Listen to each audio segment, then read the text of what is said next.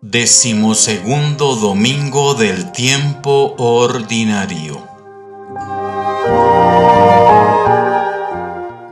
Lectura del Santo Evangelio según San Marcos, capítulo 4, versículos 35 al 41.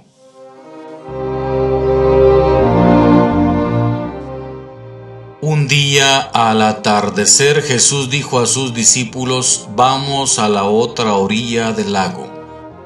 Entonces los discípulos despidieron a la gente y condujeron a Jesús en la misma barca en que estaba. Iban además otras barcas.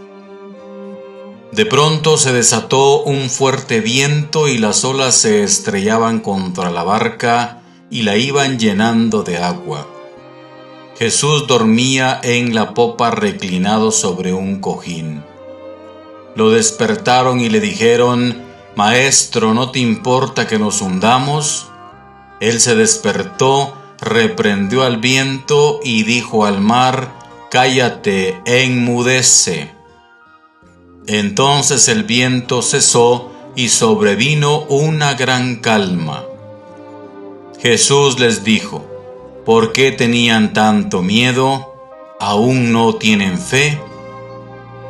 Todos se quedaron espantados y se decían unos a otros: «¿Quién es este a quien hasta el viento y el mar obedecen?». Palabra del Señor.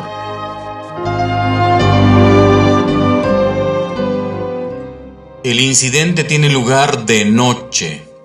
De esta forma se utilizan los símbolos más sugerentes para presentar la embarcación cercada por las fuerzas cósmicas. La noche oscura, el mar desencadenado, el viento impetuoso. No falta nada en el cuadro cuyo colorido apreciaría un pintor romántico.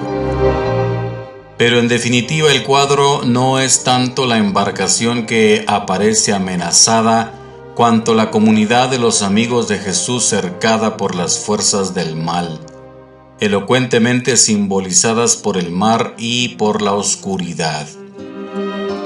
Con todo, el peligro es solo aparente. Jesús exorciza a estas potencias diabólicas, a estas fuerzas endiabladas. El autor evangélico repite aquí las mismas fórmulas utilizadas por Jesús ante un poseso. «Silencio, cállate», dice Jesús, como había dicho al endemoniado de Cafarnaúm. E increpa al viento, igual que había increpado a aquel personaje. Al hacer frente al mar, los discípulos se enfrentan con el mal y Jesús les libra con su palabra. Por último, el contexto proporciona algunos elementos para la reflexión. El relato de la tempestad viene después de la enseñanza mediante parábolas. Jesús tomó muy buena cuenta de la incomprensión e incluso hostilidad de que era objeto y respondió con la enseñanza velada que se refleja en la página de las parábolas. El conflicto está entablado. Jesús tiene que aparecer cada vez más a los ojos de sus amigos como cercado por la tempestad que amenaza a su obra. ¿Qué van a hacer los discípulos?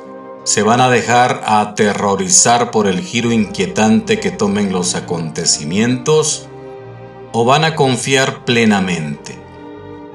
La anécdota referida por nuestro texto manifiesta el gesto misericordioso de Jesús, deseoso de aparecer ante sus discípulos como alguien en quien pueden confiar por dramática que les parezca la coyuntura. Pero este miedo de los amigos de Jesús, enloquecidos por las dificultades que les cierran el paso, no es el de los primeros discípulos solamente.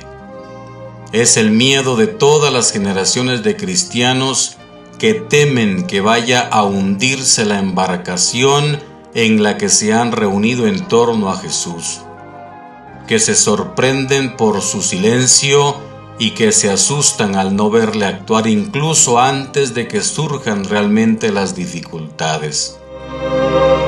A todos estos corazones desasosegados, el Evangelio de este día les dice la dulce compasión que Jesús tiene para con las vacilaciones de su fe. Expresa sobre todo el dominio absoluto que ejerce sobre todas las fuerzas del mal. Y este Evangelio dice además que solo existe verdadera doctrina acerca de Jesús en el espíritu de quienes han llegado a preguntarse de verdad, ¿pero quién es este? Y también que para llegar a hacerse de veras esta pregunta es necesario haber atravesado el mar, haberse enfrentado a los embates de las olas y haber sentido hundirse la embarcación, o haber experimentado la necesidad de gritar: «Maestro, ¿no te importa que nos hundamos?».